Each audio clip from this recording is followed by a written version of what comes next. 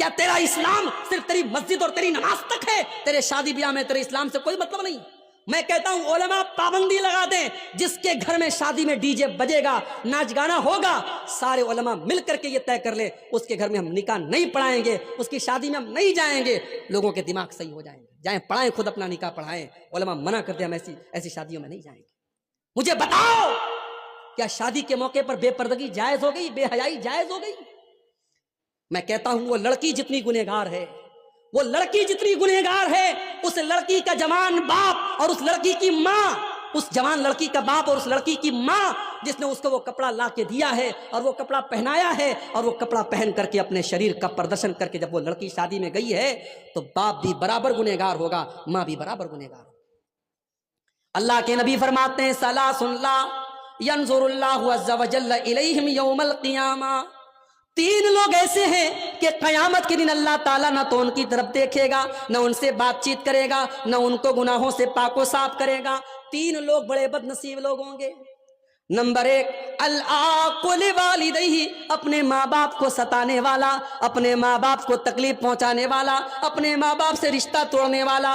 Number دو، والمرأۃ المترجلہ، مردوں کی نقل کرنے والی، مردوں کی کاپی کرنے والی عورت۔ اور نمبر تین، الدیوس الذی یقر فی اہلہ الخبث، وہ دیوس آدمی، وہ بے غیرت آدمی، وہ بے شرم آدمی جس کے گھر کی بہو بیٹی بے حیائی کا کام کرے اور اس کو کوئی فرق نہ پڑے۔ میرے بھائی، مردوں کے وہ اکبر الہ آبادی کا شعر ہے نا، بے پردہ نظر آئیں کل جو چند بیبیاں، بے پردہ نظر آئیں کل جو چند بیبیاں، اکبر زمین میں غیرت قومی سے گڑ گیا، پوچھا جو ان سے آپ کا پردہ وہ کیا ہوا، پوچھا جو ان سے آپ کا پردہ وہ کیا ہوا، کہنے لگی کہ عقل پہ مردوں کے پڑ گیا۔ یہ مردوں کی عقل پہ پردہ پڑا ہے۔ آج تو شادیوں میں کرسی پر بھی عورتوں سے زیادہ پردے میں تو کرسی رہتی ہے، کرسی بیچاری پوری کور رہتی ہے، اور اس شادی میں آنے والی لڑکیاں اور عورتیں ان کے شریر نظر آتے رہتے ہیں۔ اور یہ شادی کس کی ہوتی ہے؟ مسلمان کی شادی ہوتی ہے۔ میرے بھائیوں، آج اگر ہم پر اللہ کا عذاب آ رہا ہے، ہم پر مصیبتیں آ رہی ہیں اور ظالم آج ہم پر حکمراں بنے ہوئے ہیں، تو اس کی کہیں نہ کہیں وجہ ہماری بدعمالیاں ہیں۔ اور علامہ اقبال کا بڑا سچا شعر ہے، وضع میں تم ہو نصارہ تو تمدن میں ہنود، یہ مسلمان ہے جنہیں دیکھ کے شرمائے جائے۔ تو اللہ کے نبی سے پوچھا گیا کہ سب سے بڑا گناہ کون سا گناہ ہے؟ آپ نے فرمایا ان تجعل للہ ندا وہو خلقک، سب سے بڑا گناہ یہ ہے کہ تم اللہ کے برابر کسی کو ٹھہراؤ۔ پھر پوچھا گیا اللہ کے نبی اس کے بعد سب سے بڑا گناہ کیا ہے؟ آپ نے فرمایا ان تقتل ولدک خشیۃ ان یطعم معک، دوسرا سب سے بڑا گناہ یہ ہے کہ تم اپنے بچوں کو قتل کرو اس ڈر سے کہ وہ بچہ تمہارے ساتھ کھائے گا۔ اپنی اولاد کو قتل کرو، اپنی اولاد کو مار ڈالو اس ڈر سے کہ اولاد کو کھلانا پڑے گا۔ 1400 سال پہلے لوگ بیٹیوں کو زندہ زمین میں گاڑ دیا کرتے تھے، اور آج بھی بیٹیوں کو ماں کے پیٹ میں مار دیا جاتا ہے۔ ہمارے پاس ایسے بھی لوگوں کا فون آتا ہے، مولوی صاحب میرا میڈیکل اسٹور ہے، میں دوا کا کاروبار کرتا ہوں، میں دوا بیچتا ہوں، میرے پاس لوگ آتے ہیں اور کہتے ہیں کہ ہمیں وہ دوا دے دو جس سے ماں کے پیٹ میں بچہ گرا دیا جائے، ایبارشن ہو جائے اور حمل ساقط ہو جائے، پریگننسی ختم ہو جائے۔ مولوی صاحب ہم تو میڈیکل اسٹور کا کام کرتے ہیں، ہم تو دوا کو بیچنے کا کام کرتے ہیں، اگر وہ دوا ہم دیتے ہیں تو کیا ہم کو گناہ پڑے گا؟ میں نے کہا بالکل گناہ پڑے گا، اس لیے کہ قرآن کہتا ہے تعاونوا علی البر والتقوی ولا تعاونوا علی الاثم والعدوان۔ قرآن کہتا ہے گناہ کے کام میں اور غلط کام میں ایک دوسرے کا سپورٹ مت کرو۔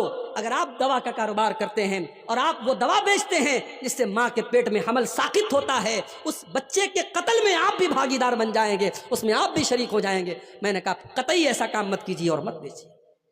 اور اصول سمجھ لو، اصول سمجھ لو کلیا چک والو، جو چیز غلط ہے، غلط چیز کا کاروبار کرنا بھی غلط ہے۔ جو چیز حرام ہے، حرام چیز کا بزنس کرنا بھی حرام ہے۔ جو چیز ناجائز ہے اس کا کاروبار کرنا اور اس کا کام کرنا، اس کو دکان پر سیل کرنا اور اس کو بنانے میں سپورٹ کرنا بھی غلط ہے، اور اس میں کوئی اختلاف نہیں ہے۔ سارے علماء کا یہ متفقہ فتویٰ ہے، جاؤ کسی بھی ادارے سے فتویٰ لے لو۔ اگر آپ کسی چیز کے بارے میں شریعت کی نظر میں آپ یہ مانتے ہیں کہ یہ چیز غلط ہے اور پھر آپ اس چیز کا کاروبار کر رہے ہیں، اس کا بزنس کر رہے ہیں، تو آپ اللہ کے یہاں جواب دینا پڑے گا، کیونکہ آپ نے حرام اور ناجائز چیز کا بزنس کر کے اس کو پروموٹ کیا ہے۔ اور دلیل اس کی قرآن کی یہی آیت ہے، وَلَا تَعَاوَنُوا عَلَى الْإِثْمِ وَالْعُدْوَانِ، کہ گناہ کے کام میں اور غلط کام میں ہمیں ایک دوسرے کا سپورٹ نہیں کرنا ہے۔ تو بچے تو آج بھی قتل ہو رہے ہیں، بچے تو آج بھی قتل ہو رہے ہیں، کہیں ماں کے پیٹ میں قتل ہو رہے ہیں، کہیں ہاسپٹل کے باہر آپ کو ڈسٹ بین میں مری پڑی ہوئی بچیاں مل جائیں گی۔ اور آج بھی ہماری بھارت سرکار یہ نعرہ لگاتی ہے، بیٹی بچاؤ بیٹی پڑھاؤ۔ آج 2023 اور 2024 شروع ہونے والا ہے، ترقی کا زمانہ ہے، ہمارا بھارت چندریان ہمارا چاند تک پہنچ گیا ہے۔ آج کے دور میں ہماری سرکار کو نعرہ لگانا پڑتا ہے، بیٹی بچاؤ بیٹی پڑھاؤ۔ کیوں؟ کیونکہ سرکار کا یہ ڈاٹا ہے، یہ گورنمنٹ کا ڈاٹا ہے کہ ہر سال سینکڑوں بچیوں کو ماں کے پیٹ میں مار دیا جاتا ہے۔ اللہ کے نبی نے فرمایا شرک کے بعد دوسرا سب سے بڑا گناہ یہی ہے کہ انسان اپنی اولاد کو قتل کر دے، یہ سوچ کر کے قتل کر دے کہ بیٹی پیدا ہوگی اس کی شادی کیسے کریں گے، اس کو کیسے پڑھائیں گے، کیسے اس کی تعلیم کا انتظام کریں گے۔ میرے بھائی یہ دماغ سے نکال دیجئے کہ اولاد کو آپ کھلاتے ہیں، یہ دماغ سے نکال دیجئے کہ بیوی کو آپ کھلاتے ہیں۔ کبھی غور کرنا، جب شادی نہیں ہوئی تھی تب کتنا کماتے تھے، شادی کے بعد کتنا کما رہے ہو، اور بچے ہونے کے بعد کتنا کما رہے ہو۔ جب بیوی آتی ہے شادی کے بعد اس کے مقدر کی روزی بھی اللہ تم کو دیتا ہے، اور جب بچہ گھر میں آتا ہے اس کا مقدر بھی اللہ آپ کو دیتا ہے۔ کبھی یہ مت سمجھو کہ اپنے بچوں کو ہم کھلاتے ہیں، ہم اور آپ نہیں کھلاتے، اللہ کھلاتا ہے۔ یہ الگ بات ہے، کسی کی مہینے کی آمدنی 10 لاکھ روپیے ہے، کسی کی 10,000 روپیے ہے، اور کوئی بیچارہ بڑی مشکل سے اپنا گزر بسر کر رہا ہے، مگر اللہ تعالیٰ سب کو کھلا رہا ہے، سب کو پلا رہا ہے۔ اولاد کو قتل مت کرو میرے بھائی، اولاد کی ہتیا کرنا یہ بہت بڑا پاپ ہے۔ پھر پوچھا گیا ہے اللہ کے نبی اس کے بعد تیسرا سب سے بڑا گناہ کیا ہے؟ آپ نے فرمایا انت زانی حلیلۃ جارک، اپنے پڑوسی کی بیوی کے ساتھ زنا کرنا۔ زنا تو کسی کے ساتھ بھی حرام ہے، لیکن پڑوسی کی بیوی کا نام کیوں لیا اللہ کے نبی نے؟ کیونکہ پڑوسی پر پڑوسی وشواس کرتا ہے، پڑوسی پر پڑوسی بھروسہ کرتا ہے، پڑوسی گھر کو بند کر کے جاتا ہے تو پڑوسی سے بول کے جاتا ہے میرے گھر کی رکشا کرنا، میرے گھر کی حفاظت کرنا۔ پڑوسی کا بڑا حق ہوتا ہے میرے بھائی، اگر پڑوسی کی بیوی کے ساتھ اور پڑوسی کی بیٹی کے ساتھ اور پڑوسی کی بہن کے ساتھ اگر کوئی زنا کر رہا ہے تو یہ گناہ پر گناہ ہے، یہ بہت بڑا گناہ ہے۔ اللہ کے نبی نے اس کو تیسرا سب سے بڑا گناہ قرار دیا ہے۔ آج جو حالات میرے سامنے ہیں میرے بھائی، جو حالات ہم دیکھ رہے ہیں، آج معاشرے میں شادی کو بہت مشکل بنا دیا گیا۔ آپ کے اسی کلیا چک کے علاقے میں جہاں الحمدللہ اہل حدیثوں کی بہت بڑی بستی ہے، پورا علاقہ اہل حدیثوں کا علاقہ ہے، جمعہ کی نماز میں آ جاؤ 2-2 ہزار 2,500 ہزار نمازی بھرے رہتے، اتنی بڑی بڑی مسجدیں ہیں آپ کے علاقے میں۔ لیکن اس علاقے میں جب ہم آتے ہیں اور لوگ کہتے ہیں مولوی صاحب ہمارے یہاں لین دین بہت چلتا ہے، شادی میں تھوڑا بول دیجئے گا، بڑی ڈیمانڈ کی جاتی ہے، تھوڑا اس پر بھی بول دیجئے گا۔ میں نے پوچھا غریب باپ اپنی لڑکی کی شادی کیسے کرتا ہے؟ تو کسی نے کہا مولوی صاحب غریب آدمی یا تو بینک سے لون لیتا ہے یا گھر بیچ دیتا ہے۔ میرے بھائیوں آج ہم نے بیٹیوں کو اتنا بڑا بوجھ بنا دیا کہ بیٹی کی شادی کرنے کے لیے باپ کو اپنا گھر بیچنا پڑتا ہے اور باپ کو بیاج پر بینک سے لون لینا پڑتا ہے۔ پوری اسلامی تاریخ میں اور پورے اتہاس میں بیٹی اتنی بوجھ نہیں بنی تھی جتنا بڑا بوجھ آج ہم نے بیٹی کو بنا دیا ہے۔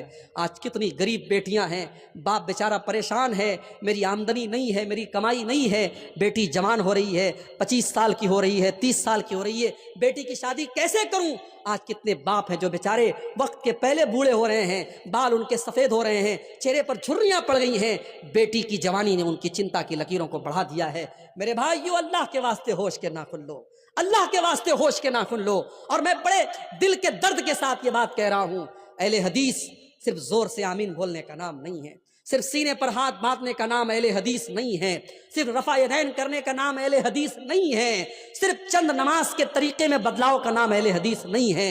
اہل حدیث کہتے ہیں اس انسان کو جو مکمل اسلام کو فالو کرتا ہے، جو قرآن و حدیث پر چلتا ہے۔ اگر آپ کی نماز قرآن و حدیث والی ہے تو آپ کا شادی بیاہ کا سسٹم بھی قرآن و حدیث والا ہونا چاہیے۔ اگر آپ اپنے بیٹے کی شادی میں ڈیمانڈ کر رہے ہیں تو آپ کو اعلان کر دینا چاہیے کہ میں انٹرنیشنل بھکاری ہوں، میں کوئی اہل حدیث و اہل حدیث نہیں ہوں، میں تو بھکاری ہوں، بیٹے کے لیے بھیک مانگ رہا ہوں۔